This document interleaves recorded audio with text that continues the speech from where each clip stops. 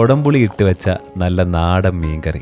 എൻ്റെ അമ്മമ്മയുടെ ഈ മീൻകറി ചോറിൽ ഞെവിടി കഴിക്കാൻ എൻ്റെ ചേട്ടൻ മുംബൈയിൽ നിന്ന് ഫ്ലൈറ്റും പിടിച്ച് വരാറുണ്ടേ. ശരിക്കും അതൊരിക്കൽ കഴിച്ചാൽ എൻ്റെ മോനെ വീണ്ടും വീണ്ടും അവിടേക്കെത്തും. അതാണ് ഈ മീൻകറിയുടെ മാജിക്. ആദ്യം ചട്ടിയിൽ വെളിച്ചെണ്ണ ചൂടാക്കി കടുക് അങ്ങ് വറക്കണം. അതിലേക്ക് ഉള്ളിയും വറ്റൽമുളകും ഇട്ട് ഒന്ന് വഴറ്റിയെടുക്കുക.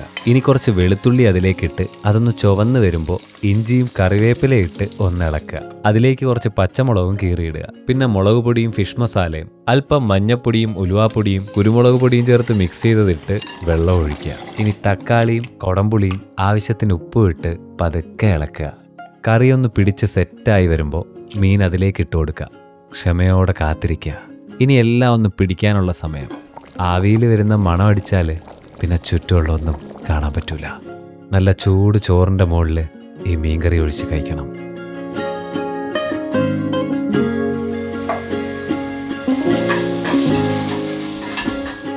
നല്ല കോമ്പാക്റ്റ് ആയിട്ടുള്ള ഇത്ര ഇമേജ് ക്വാളിറ്റി തരുന്ന ഒരു ബഡ്ജറ്റ് ക്യാമറ ഇൻട്രസ്റ്റിംഗ് ആയി തോന്നി.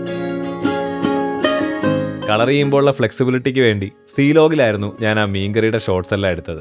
പക്ഷേ ഇപ്പോൾ ഞാൻ ഷൂട്ട് ചെയ്യുന്നത് R50Vയുടെ സ്റ്റാൻഡേർഡ് പിക്ചർ പ്രൊഫൈലിലെ 4K 30fps മീൻകറിയുടെ ബി റോൾ ഷോട്ട്സും കൂടുതലും 4K 30fps ഷൂട്ട് ചെയ്തത്.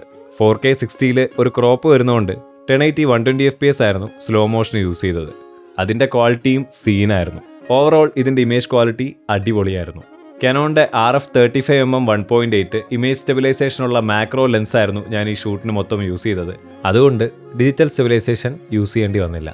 മാത്രമല്ല അത് യൂസ് ചെയ്താൽ ചെറിയ ക്രോപ്പും ഉണ്ടാവും. സോ ഈ APS-C സെൻസറിൽ ക്രോപ്പ് ചെയ്ത് ഷൂട്ട് ചെയ്യുന്നത് ഞാൻ മാക്സിമം അവോയ്ഡ് ചെയ്യും. പക്ഷേ സിറ്റുവേഷൻ വന്നാൽ അത് യൂസ് ചെയ്യും. വളരെ യൂസബിൾ ആണ്. ഈ ഒരു പ്രൈസ് റേഞ്ചിലുള്ള ക്യാമറാസിൽ ഒന്നിലും ഇൻബോഡി സ്റ്റെബിലൈസേഷൻ വരുന്നില്ല. അതുകൊണ്ട് തന്നെ ഇതുപോലത്തെ സ്റ്റെബിലൈസേഷനുള്ള ലെൻസ് യൂസ് ചെയ്യുന്നത് നല്ലതായിരിക്കും. എനിക്ക് ഈ ഒരു ലെൻസ് ശരിക്കും ഇഷ്ടപ്പെട്ടു. കാരണം ഈ ഒരു പ്രൈസിന് ഇമേജ് സ്റ്റെബിലൈസേഷനും മാക്രോയും കൂടെ കിട്ടുന്നത് റെയറാണ്. Custom ബട്ടൺസിൽ 4K 30fps 4K 60fps 1080 120 ഞാൻ സെറ്റ് ചെയ്തിട്ടുണ്ടായിരുന്നു. പിന്നെ ബോഡി ഡിസൈനിൽ ഇൻട്രസ്റ്റിംഗ് ആയി തോന്നിയത് ഈ വെർട്ടിക്കൽ മൗണ്ടിന്റെ ത്രെഡ് ഹോളും ഫ്രണ്ടിലെ ഈ റെക്കോർഡ് ബട്ടണുമായിരുന്നു. ആൻഡ് എല്ലാം ഹാൻഡ് ഹെൽഡ് ഷോട്ട്സ് ആയിരുന്നു എടുത്തത്. ക്യാമറ ഹോൾഡ് ചെയ്യാനും വളരെ കംഫർട്ടബിൾ ആയിരുന്നു. ഓട്ടോ ഫോക്കസ് കാനോണിൻ്റെ ഓട്ടോ ഫോക്കസ് ആസ് ഓൾവേസ് വളരെ ട്രസ്റ്റ് ചെയ്ത് യൂസ് ചെയ്യാൻ പറ്റും. ഫോക്കസ് ഷിഫ്റ്റ് ഒക്കെ വളരെ സ്മൂത്ത് ആയിരുന്നു. ആൻഡ് ഒരു പ്രൊഡക്റ്റ് മോഡും വരുന്നുണ്ട്, അതും അടിപൊളിയാണ്. പിന്നെ കാനോണിൻ്റെ ഈ ചെറിയ ബാറ്ററിയാണ് ഇതിൽ യൂസ് ചെയ്യുന്നത്. അതുകൊണ്ട് തന്നെ ഒരു ഫുൾ ഡേ ഷൂട്ടിന് മിനിമം 3 ബാറ്ററിയെങ്കിലും കീപ്പ് ചെയ്യുന്നത് സേഫ് ആയിരിക്കും. ഇനി ഒരു ബാറ്ററി നിങ്ങളുടെ കയ്യിൽ ഉള്ളെങ്കിൽ പവർ ബാങ്ക് യൂസ് ചെയ്തും ഷൂട്ട് ചെയ്യാം. ഈ ഒരു പ്രൈസിന് കാനോൺ R50V വളരെ വർത്തായി തോന്നി.